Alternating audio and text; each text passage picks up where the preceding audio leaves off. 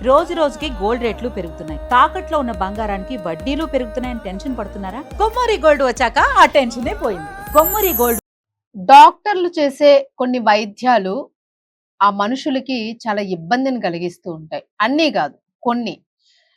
మీరెప్పుడైనా నోట్లోని గాని, గొంతులో గాని వెంట్రుకలు మొలవడం విన్నారా? సాధారణంగా మనకి పైన ఎక్కడైనా ఏ ప్లేస్‌లో అయినా అసలు రాలేని చోట్ల కూడా బయటైతే వెంట్రుకలు వస్తూ ఉంటాయి, మన హెయిర్ అనేది.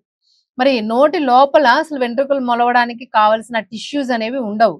సో, అలాంటి చోట వెంట్రుకలు మొలిస్తే ఎలా ఉంటదసలు? ఏమి తినడానికి అవ్వదు. అవి మొత్తం నోట్లో అడ్డం పడుతూ ఉంటాయి.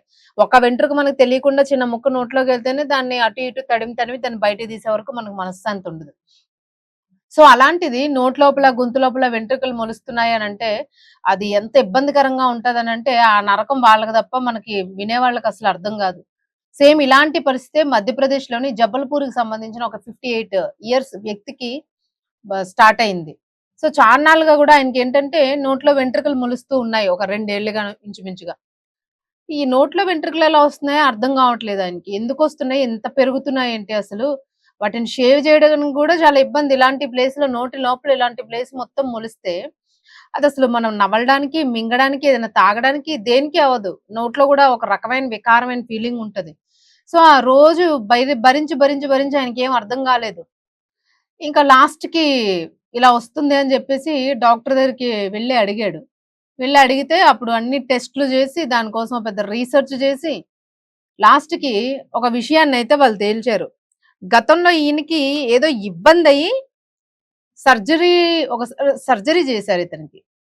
ఆ సర్జరీకి సంబంధించి అక్కడ స్కిన్ అవసరం పడితే దాన్ని ఇలాంటి గొంతు దగ్గర నుంచి తీసి ఆయనకి ఆ స్కిన్‌ని అతికించారనమాట.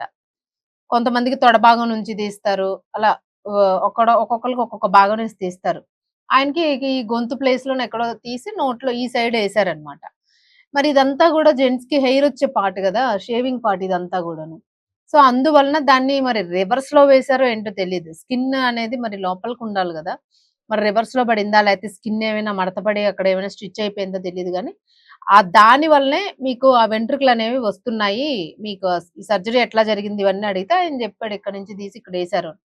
సో, దీని వల్లనే ఇక్కడ లోపల వెంట్రుకలు మొలుస్తూ ఉన్నాయి. ఇంకా ఇది ఇంతే ఉంటది. ఒకవేళ ఇదేమైనా చెయ్యాలి అని అనుకుంటే, మళ్ళా అక్కడ మొత్తం ఆ పీస్‌ని తీసేసి ఇంకో పీస్ సర్జరీ చేయాల్సుంటుంది.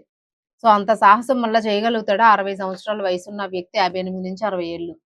సో, ఇంకెందుకని జెప్పేసి ఇంకా రిస్క్ భరించడానికి ఆయన సిద్ధపడ్డాడు. కాకపోతే ఏంటంటే ఎప్పటికప్పుడు మళ్ళా దాన్ని జాగ్రత్తగా లోపల కట్ అవ్వకుండా షేవ్ చేస్తూ ఉండాలి. చాలా ఈజీగా మళ్ళా షేవ్ చేసిన మళ్ళా వెంటనే నెక్స్ట్ డేకి మొలకనేది వచ్చేస్తుంది.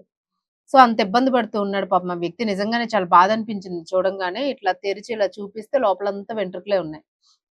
సో, ఇలాంటి సంఘటనలు చాలా మందికి జరుగుతూ ఉంటాయి. అంటే వైద్యులు ఒక్కొక్కసారి వాళ్ళు చేసే విధానంలోనూ కొంతమంది వైద్యులు ఆ టెక్నిక్స్ ఏవో మొత్తానికి మిస్ అవ్వడం వలన వాళ్ళక్కడ పేషెంట్స్ ఇబ్బంది పడే పరిస్థితులుంటాయి. చాలా మంది కడుపులో కత్తెరలు మర్చిపోయి సర్జరీలు చేసేస్తూ ఉంటారు. గ్లౌజులు మర్చిపోయి సర్జరీలు చేసిన వాళ్ళున్నారు. మరలా తిరిగి వాళ్ళకి ఆ సర్జరీ చేసి మళ్ళా వాటిని తీయాల్సుంటది. సో, మరి వాళ్ళకున్న వర్క్ స్ట్రెస్‌తో అలా చేస్తారా? లేకపోతే వాళ్ళకేమైనా హెల్త్ ఇష్యూ అంటే మెమరీ పవర్ లాంటిది ఏదైనా లాస్ అయ్యి ఉంటారా? తెలీదు గానీ వైద్యో నారాయణ అన్నందుకు వాళ్ళ డైరెక్ట్‌గా నారాయణ నారాయణ అనిపించే దీనిలోనే వైద్యం అందిస్తూ ఉంటారు. సో, ఇలాగ ఇబ్బంది పడుతూ ఉంటారు పాపం.